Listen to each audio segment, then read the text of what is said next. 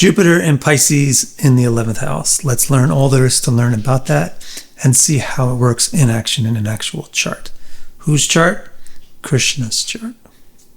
So to embark upon the effort or the journey to understand Jupiter in Pisces in the 11th house, you would basically take your first step by trying to understand Jupiter in the 11th house, regardless of the sign.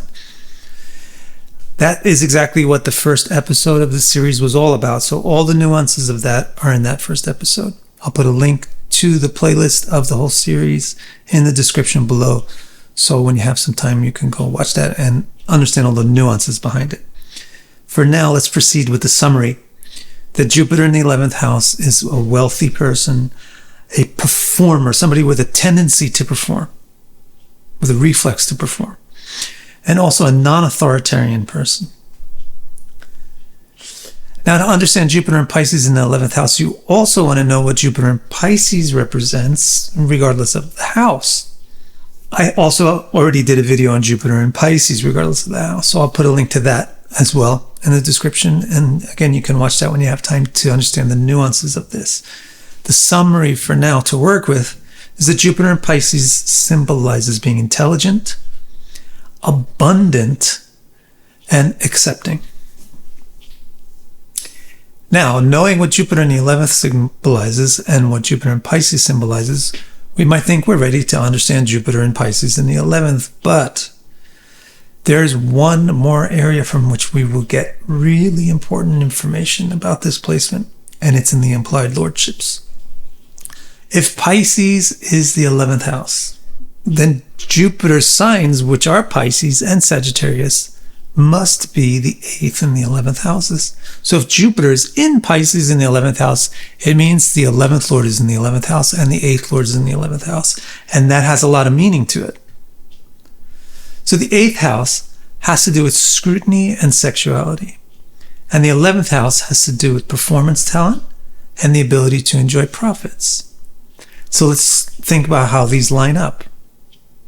Well, sexuality and profit kind of link up because enjoyment of profit or enjoyment of luxury is pleasures, and so is sexuality. So this particular lordship signifies excellent sexuality.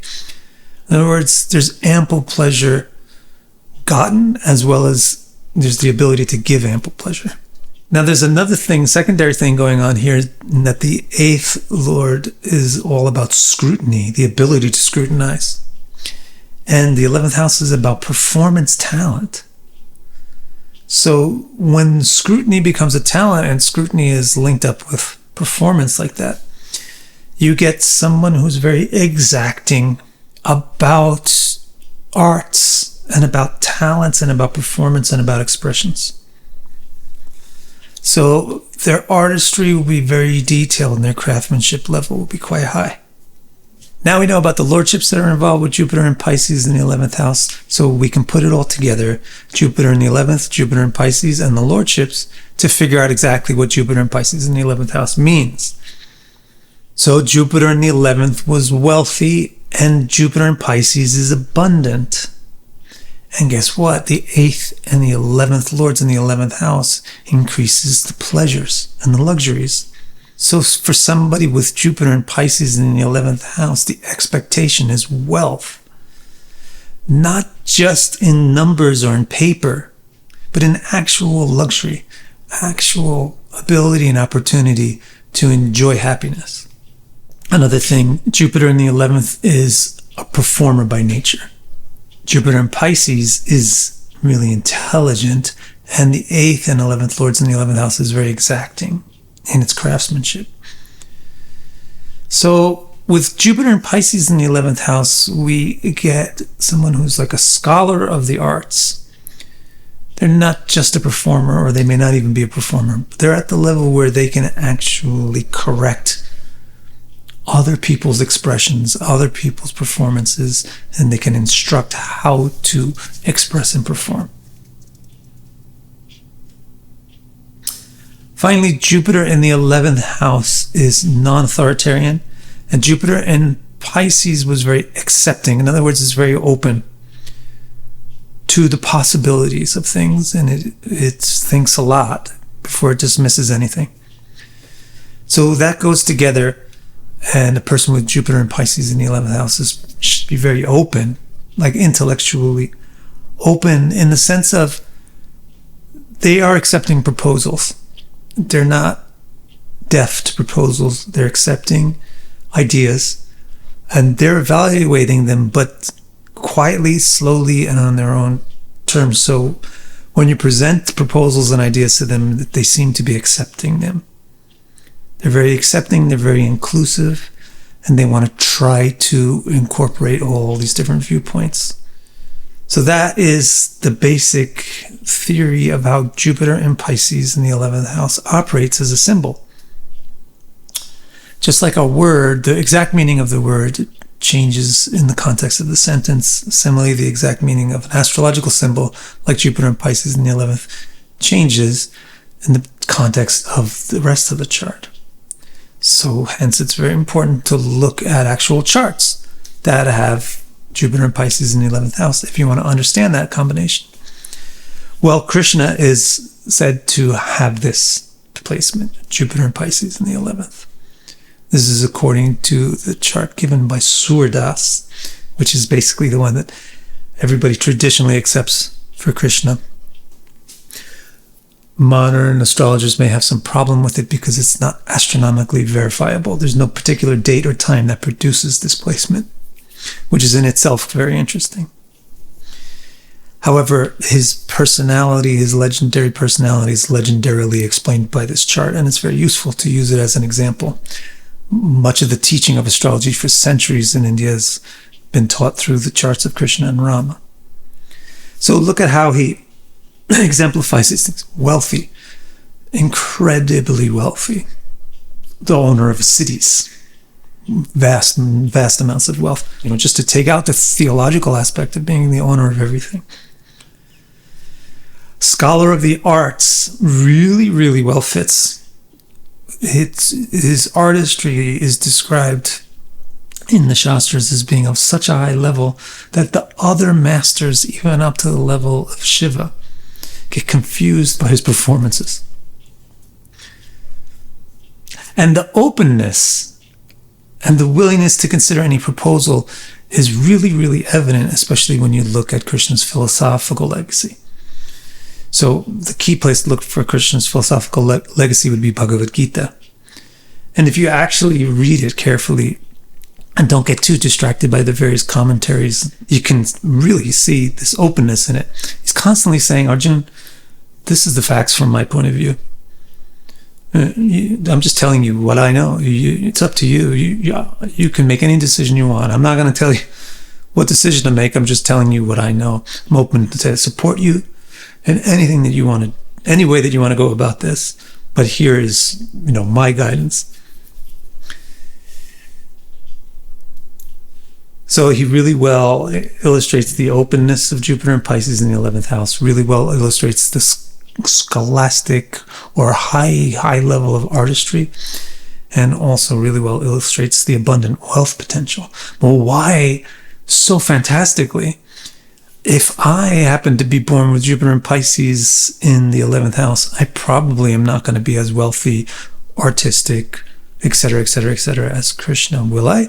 No, because of exactly what I said. The context of the sentence really affects the meaning of the words that are in the sentence. Similarly, the context of the chart really affects the individual placements that are in the chart. So he must be having a chart that really, really supports these inherent capacities of Jupiter and Pisces in the 11th house. You or I may not. We may have one that more weakly supports it or even counteracts it. So let's take a look at his chart. The most famous thing about Krishna, really, to anybody who knows anything about him, is how much of a playboy and an enjoyer he is. And that's really baffling to Western theologians. So how is it that his life is marked by so much pleasure and luxury? It's not just Jupiter and Pisces in the 11th house, although that certainly contributes a lot to it. Also what he has is Venus domicile and inner Raja Yoga. So Venus is so important for wealth. If you have Jupiter in the 11th house doing this or that, yeah, that's good for wealth, but how is Venus doing? Also, he has the 5th and 2nd Lord Mercury aspecting mutually the 8th Lord Jupiter from the 5th house. Now, just figure that the 8th Lord Jupiter is so reproductive, so sexual.